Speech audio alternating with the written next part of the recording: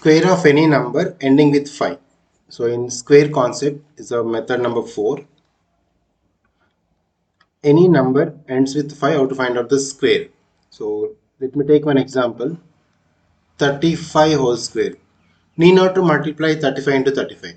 The first step, except 5, take the other number. Except 5, take this to tens place number. 3 is right. Now take this 3 and next number of 3 is 4.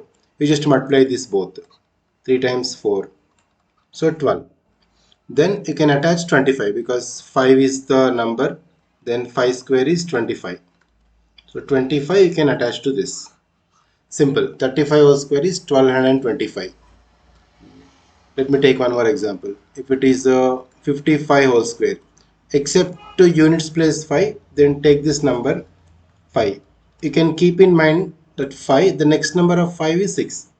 Just multiply with the next number of that particular given number. So 5 6 are 30.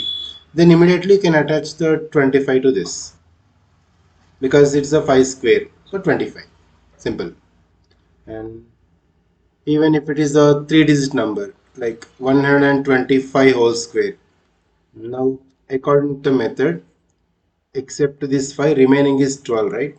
So what we should take? 12 multiply with next number. 12 into 13. Yeah, these both you multiply. Instead of 125 into 125, just 12 into 13 you multiply. 156. Yes. Then next place. This is the 5. 5 square is a 25. So 25 can keep to this. So 15,625.